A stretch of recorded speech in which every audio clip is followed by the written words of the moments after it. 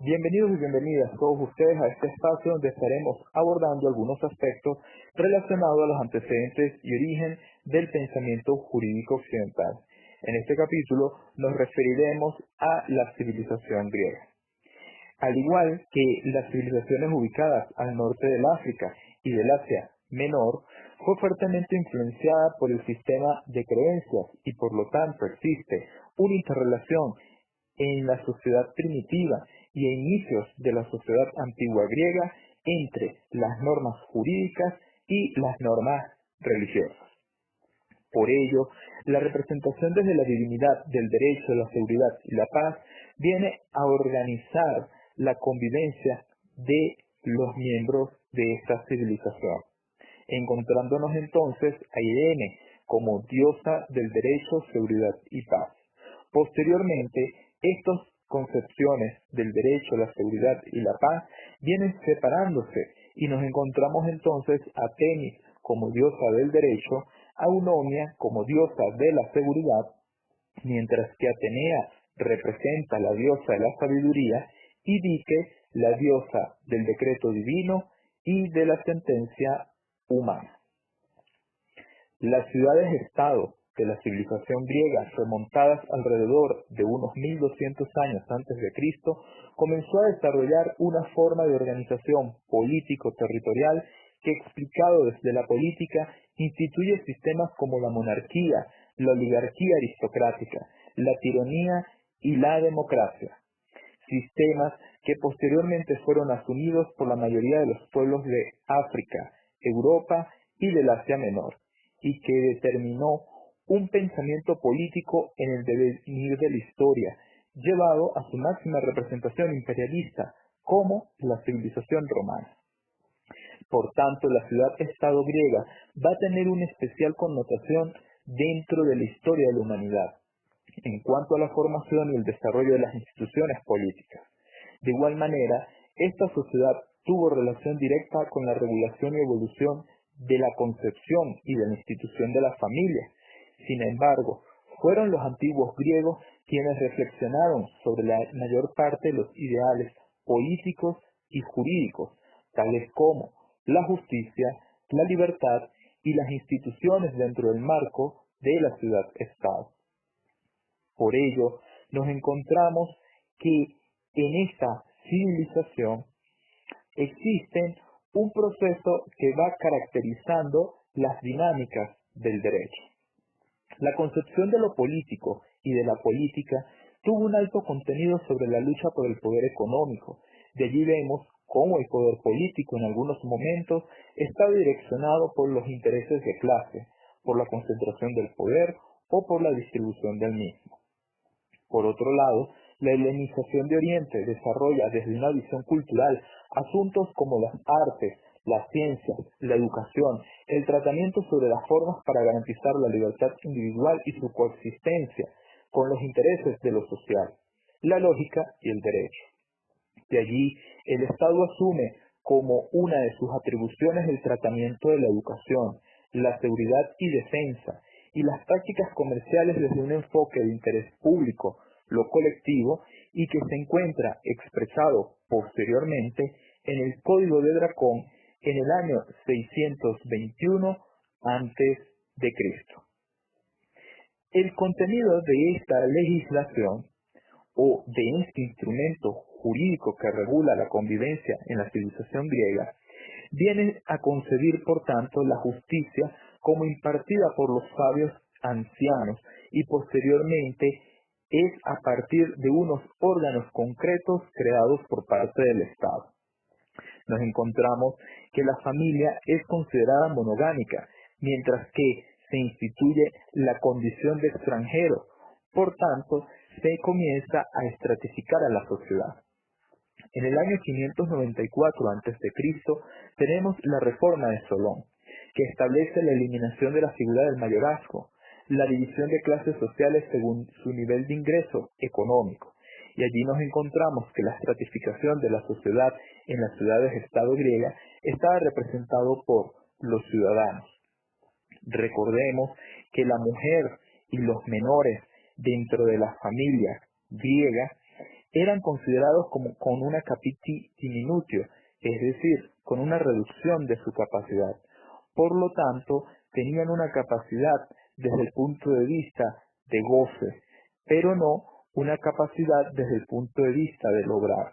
Es decir, tenía un conjunto de derechos limitados, mas no el padre de familia o hombre que direccionaba las dinámicas de la familia. Nos encontramos en un segundo lugar, como consecuencia del código de Dracón, a los extranjeros como la segunda clase dentro de la sociedad griega.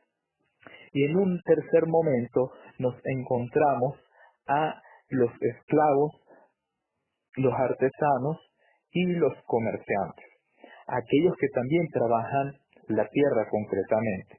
Venían a constituir la tercera clase social.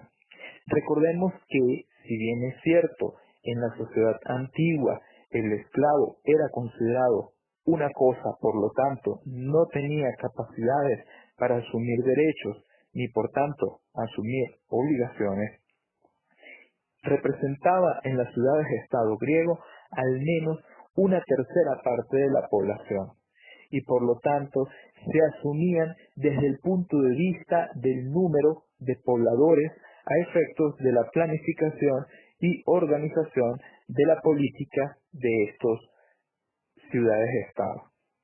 La reforma de Salón también delimitó derechos políticos por la clase social.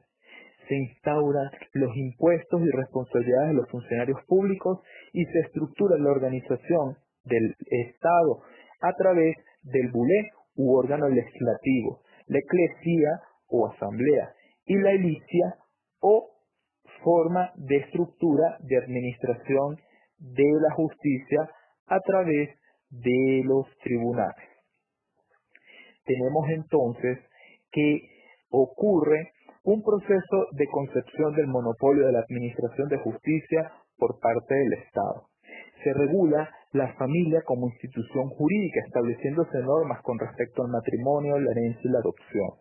Se establece el tratamiento de obligaciones tributarias, la condición de nacionalidad y el establecimiento de algunos derechos a los extranjeros, y se regula todo aquello inherente a la posesión, la tenencia de la propiedad y sus formas de uso y disfrute. Es en la civilización griega donde se inicia la construcción de un pensamiento filosófico sobre el derecho a partir del justnaturalismo o escuela del derecho natural, que se fundamenta en una concepción del todo, en la divinidad, universalidad, y que pretende dar explicación de la naturaleza de las cosas. Es en esa medida que la razón permite entender la ley eterna, porque la ley está fuera del alcance de la voluntad humana, siendo esta la premisa fundamental del pensamiento justnaturalista. En este sentido, la ley natural se dirige a las relaciones de causalidad en contraposición a los objetos culturales. Este pensamiento pretende la construcción de los principios deontológicos, los valores, que tiene como meta el deber ser del derecho. Criterios estos que en la actualidad se mantienen en mayor o en menor medida. Por tanto, el derecho ideal viene a constituirse, de acuerdo a Olazo, citando a Aristóteles, como normas adecuadas a la naturaleza de las cosas, rectamente interpretada por la razón humana. Los temas que configuran a los principios generales del derecho a partir de la concepción justnaturalista comienzan a configurar un conjunto de temas que durante la sociedad antigua, feudal y capitalista han sido discutidos, y en la medida que las dinámicas de la sociedad van constituyendo procesos de lucha para su reconocimiento, tratamiento y protección, es en esa medida que se van asumiendo como principios que se vinculan a la dignidad humana por ser inherentes a la vida en sociedad. De allí que encontramos el respeto a la integridad y dignidad del ser humano, la reparación del daño, la igualdad de condiciones en cuanto a la proporcionalidad de las sanciones, entre lo que se da y lo que se recibe, lo que se exige y lo que se hace, soluciones genéricas a casos iguales, asume entonces igual solución. Se considera que la capacidad es la regla mientras que la incapacidad es la excepción, y se asume la existencia de derechos subjetivos y deberes jurídicos impuestos por obligación. Para el justnaturalismo, en la configuración de los principios generales del derecho, la justicia es expresión de la armonía y por tanto de igualdad. La proporcionalidad es la medida objetiva del derecho y del deber y se establece como eje central de los principios y por lo tanto del derecho el bien común. Sin embargo, este pensamiento no viene a ser el único que configura el pensamiento jurídico occidental, ya que se desarrollan una serie de escuelas corrientes que van generando teorías explicativas sobre la concepción, principios y rol del derecho, y que en próximos capítulos serán abordados. Sin embargo, vamos a explicar cuáles son las principales escuelas del justnaturalismo como pensamiento filosófico del derecho, que no solo pretende dar una explicación del por qué, para qué del derecho y de sus principios generales, sino que pretende establecer relaciones de validez y de aplicabilidad del derecho en la dinámica social, en aspectos como el derecho internacional, penal, administrativo, civil, con alto contenido de lo económico, asumiendo la justicia como una expresión de armonía, de igualdad que se encuentra contenida en el principio de alteridad de las personas. Principio este asumido en las sociedades antiguas del norte del África y del Asia Menor como el reconocimiento del prójimo o el tratamiento de la dignidad humana. Se asume de igual manera la existencia de derechos y deberes subjetivos impuestos en cuanto al cumplimiento del deber. Se establece la discusión entre la libertad y los límites al libre albedrío, que han sido desarrollados desde diversas escuelas del justnaturalismo, siendo algunas de ellas los presocráticos, los socráticos y los sofistas. Los presocráticos tienen como máximos exponentes a Tales de Mileto, Anaximandro, Anaxímenes, Pitágoras, Heráclito, Parménides, Zenón de Elea, Meliso de Samos, Anaxágoras, Leucipo y Demócrito. Pretendieron dar una explicación del porqué de las cosas desde lo natural, desde el universo que nos rodea, partiendo de las cosmogonías. Asumen que la justicia tiene un origen en la discordia, en el conflicto, en la contraposición de intereses cuya máxima expresión antagónica es la guerra. Y es desde la solución y satisfacción de las partes interesadas que se materializa la justicia. Para ellos, el ejercicio de la política debe corresponder a la satisfacción de los intereses de la polis, sometida a los sistemas de creencia-religión, y por tanto la justicia es proceso de administración humana como consecuencia de la cultura. Para ellos, la práctica del subarrendamiento o agiotaje era asumida como una de las dinámicas económicas dinamizadoras de la polis, actividad regulada por el derecho y que determina las relaciones económicas de producción de la naturaleza y de los medios de producción. Tenemos dentro de las escuelas del derecho natural, a partir del pensamiento filosófico griego, a los sofistas. Sus representantes fueron Protágoras, Gorgias, Hitías, Transímaco, Calícles, Alcídames, Eutidemo y Pródico. Asumieron el estudio de los problemas del espíritu humano, la moral, la justicia, la ética, el Estado y el derecho. De allí la concepción de justicia, Estado y derecho de acuerdo al interés social e individual, considerándose los sofistas como fundadores de la historia de la filosofía del derecho. Para los sofistas en la aristocracia, el derecho era asumido como un proceso de origen divino, mientras que en la democracia el derecho es asumido como un resultado de un convenio entre los hombres. De allí que la justicia era una consecuencia de la administración del poder de gobernar, donde obra en beneficio del interés del más fuerte, como consecuencia de que la ley es el resultado de la correlación de fuerzas desde el poder. Por tanto, la justicia sería no violar ninguna de las leyes de la ciudad donde se es ciudadano, criterio que viene a configurar la tipicidad de la ley, el ejercicio de la ciudadanía y de la nacionalidad, donde las leyes y el derecho garantizan un orden social. Desde un punto de vista económico, tenemos la práctica del intercambio de bienes desde la compraventa, considerada como un tema prioritario a ser regulado por el derecho, como consecuencia de ser una de las actividades que dinamizaba las relaciones de la sociedad griega. Por último, dentro del pensamiento filosófico griego en cuanto al naturalismo, tenemos a los socráticos. Esta fue la escuela de derecho natural cuyos máximos exponentes los encontramos en Sócrates, Platón, Jenofonte, Aristófanes y Aristóteles, quienes argumentaron que el poder político y económico está por encima del derecho y de la justicia. A su vez, el conocimiento de la verdad lleva consigo la justicia, razón por la cual las reflexiones sobre el sistema político y las leyes imperantes influye en quiénes son los administradores de la justicia y, por tanto, en quiénes son los conocedores de las reglas de la sana crítica y del conocimiento, para explicar la verdad de los hechos que las partes tienen en controversia y que vienen a ser encaminados en supuestos de reglas de derecho. Para ellos, la justicia era asumida como una virtud alimentada de la prudencia, la fortaleza y la templanza, cuya máxima expresión es la verdad. Para los socráticos, la sociedad debe estar estratificada, vertical y subordinadamente en sabios, que detentarían el poder para gobernar, en guerreros y en artesanos, compuesta esta última por agricultores y artesanos propiamente dicho.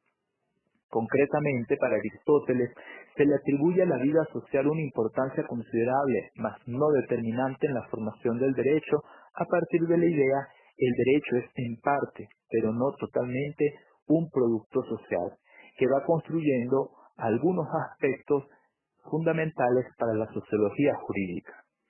Se asume la idea de que el hombre es un animal político y social. Por tanto, el Estado como producto cultural es una necesidad y no una simple alianza. De allí el origen natural de la justicia, que es contenido de las leyes bajo criterios distributivos o de proporcionalidad. Por otro lado, debemos de considerar que el pensamiento jurídico y filosófico griego, concretamente, nos permite cimentar las bases de la escuela del derecho natural, que posteriormente fue fortalecida y fue ampliada a partir del pensamiento jurídico y político europeo en el siglo XVI, lo cual estaremos discutiendo en otros capítulos, a partir del contractualismo y a partir del enfoque de las relaciones del criticismo y del racionalismo. Por último, es necesario afirmar que la construcción del pensamiento jurídico ha sido un producto del largo proceso histórico de la sociedad, la cual vimos en la sociedad primitiva y la sociedad antigua en capítulos anteriores, mediado por relaciones de poder y por intereses económicos, donde el derecho se va configurando en la medida que dé respuesta a las problemáticas concretas de cada sociedad. Ese constructo cultural ha moldeado los patrones de conducta y las estructuras e instituciones de la actualidad.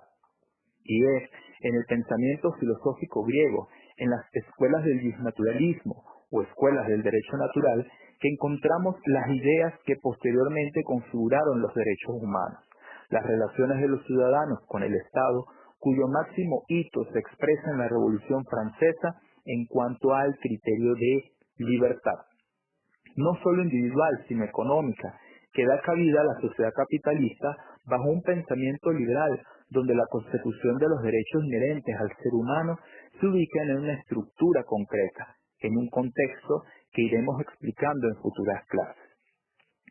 A continuación, estaremos caracterizando a la gens romana y la gens celta germana, que posteriormente influyen en un pensamiento jurídico occidental.